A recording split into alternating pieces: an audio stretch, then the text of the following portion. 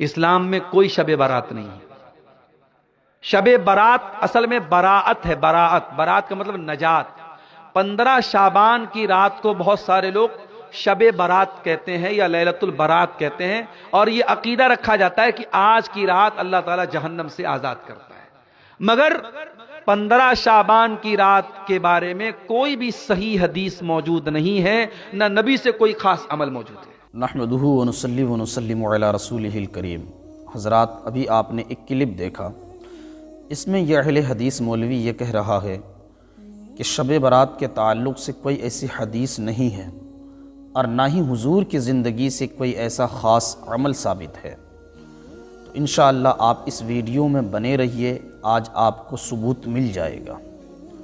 سب سے پہلی بات تو یہ ہے کہ یہ ایک اہل حدیث مولوی ہے، اور شب برات کی رات جو یہ مغفرت کی نجات کی رات ہے، اور یہ کہہ رہے ہیں کہ یہ کوئی مغفرت کی رات نہیں ہے، تو یاد رکھیے اس رات کو تو ہر ایک کی مغفرت ہو جاتی ہے، بخشش ہو جاتی ہے، لیکن سوائے 2 لوگوں کے، 2 لوگوں کی مغفرت نہیں ہوتی ہے۔ تو 2 وہ کون لوگ ہیں؟ ایک مشرکین، یعنی مشرکین کی جماعت کی مغفرت نہیں ہوتی ہے، مشرکوں کی مغفرت اس رات کو نہیں ہوتی ہے۔ اور دوسرے کینہ پرور، یعنی جس کسی کے دل میں کینہ ہو، بغض ہو، اس کی مغفرت نہیں ہوتی ہے۔ اب رہی بات اس کے حوالے سے، شب برات کے حوالے سے کیا کوئی حدیث ہے، صحیح حدیث ہے؟ تو سیاہ ستہ کی حدیث ہے، سنیے۔ امام ترمذی حدیث لائے ہیں۔ امام ترمذی لکھتے ہیں جلد نمبر 1 صفحہ 156 پر کہ حضرت عائشہ صدیقہ رضی اللہ تعالی عنہ فرماتی ہے کہ حضور نبی کریم صلی اللہ علیہ وآلہ وسلم ہماری باری میں تھے، یعنی حضور کی جتنی بیویاں تھیں تو حضور نے اپنی بیویوں کے لیے باریاں مقرر کر رکھی تھی، ایک ایک دن یا 2 دن جو بھی ہو۔ تو حضرت عائشہ فرماتی ہے کہ حضور اس رات ہمارے بستر پہ تھے، لیکن جب میں تھوڑی دیر بعد حضور کو دیکھی تو حضور بستر پہ موجود نہیں تھے۔ جب حضور بستر پہ موجود نہیں تھے تو میرے دل میں یہ خیال آیا کہ حضور آخر گئے تو کہاں گئے؟ کہیں ایسا تو نہیں کہ حضور مجھ سے ناراض ہو گئے، کوئی ایسی غلطی ہو گئی مجھ سے؟ تو میں حضور کو تلاشتے ہوئے میرے دل میں یہ خیال آیا کہ ہو سکتا ہے کہ حضور اپنی دوسری بیویوں کی طرف گئے ہوں گے۔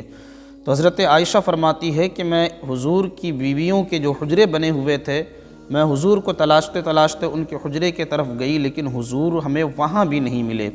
جب حضور وہاں نہیں ملے تو میں نے سوچا کہ ہو سکتا ہے کہ حضور مسجد نبوی گئے ہوں گے، شاید عبادت کر رہے ہوں گے۔ تو مسجد نبوی میں بھی میں جا کر کے دیکھی، لیکن حضور مسجد میں بھی نہیں ملے۔ جب وہاں نہیں ملے، مسجد سے جب میں باہر آئی تو میں کیا دیکھ رہی ہوں کہ میرے آقا، میرے سرتاج جنت البقیع میں کھڑے ہیں، اور جنت البقیع میں کھڑے ہو کر کے دعائیں کر رہے ہیں۔ اور یہ کون سی رات تھی؟ 15 شعبان کی رات تھی۔ تو اس سے ثابت یہ ہوتا ہے کہ 15 شعبان کی رات قبرستان جانا کسی کی بدعت نہیں ہے، بلکہ میرے مصطفیٰ کی سنت ہے۔ تو حضرت عائشہ رضی اللہ تعالی عنہا فرماتی ہے کہ حضور جنت البقیع میں تھے اور دعائیں کر رہے تھے۔ جب میں قریب گئی حضور کے تو حضور میری طرف متوجہ ہوئے اور حضور مجھ سے فرمانے لگے کہ عائشہ، تم کیا سوچتی ہو کہ میں تمہارے ساتھ ناانصافی کروں گا؟ میں تمہارے ساتھ حق تلفی کروں گا؟ اللہ کا رسول تمہارے ساتھ ناانصافی کرے گا؟ تو حضرت عائشہ عرض کرنے لگی، یا رسول اللہ، اے میرے سرتاج، ایسی بات نہیں ہے، بلکہ آپ بستر پہ نہیں تھے تو مجھے یہ بات میرے دل میں آئی کہ ہو سکتا ہے کہ حضور مجھ سے ناراض ہو گئے، اسی لیے میں آپ کو تلاش کرنے کے لیے آئی کہ حضور کہاں گئے۔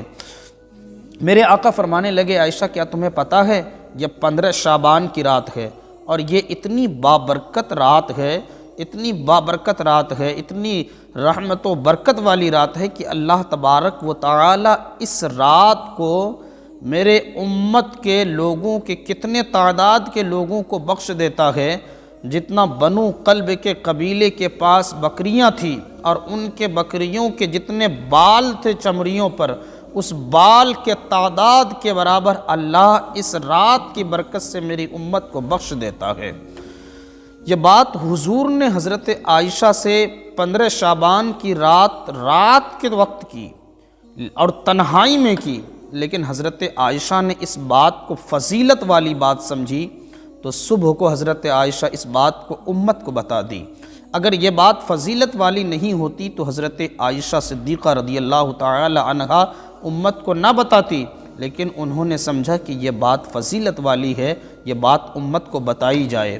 حضرات یہی نہیں بلکہ ابن ماجہ میں روایت ہے، مولا کائنات خود اس حدیث کے راوی ہیں، حضرت مولا کائنات مولا علی المرتضیٰ فرماتے ہیں کہ اللہ تبارک و تعالی یوں تو ہر رات آسمان دنیا پر تجلی فرماتا ہے جو اس کی شان ہے، اپنے شان کے لائق، لیکن اس رات کو 15 شعبان کی رات کو اللہ تبارک و تعالی رات کے شروع سے ہی، یعنی جب سے رات کا اندھیرا شروع ہوتا ہے، یعنی اللہ کی رحمت پکار پکار کر کہتی ہے کوئی مجھ سے مانگنے والا جو مجھ سے بخشش مانگ لے میں اس کو بخش دوں گا، جو مجھ سے رزق مانگے گا میں اسے رزق دوں گا، جو اولاد مانگے گا اسے اولاد عطا کروں گا۔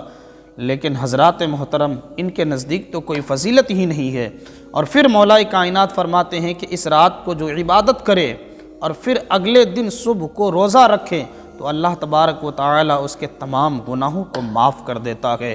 حضرات محترم اس طرح کی باتیں آپ سوشل میڈیا پر آتے رہیں گے، لیکن کبھی آپ اس طرف توجہ مت کرنا، بلکہ یہ شعبان کا مہینہ تو اتنا برکت والا مہینہ ہے، اتنا برکت والا مہینہ ہے، حضور تو خود فرماتے ہیں کہ شعبان میرا مہینہ ہے اور رمضان اللہ تعالی کا مہینہ ہے۔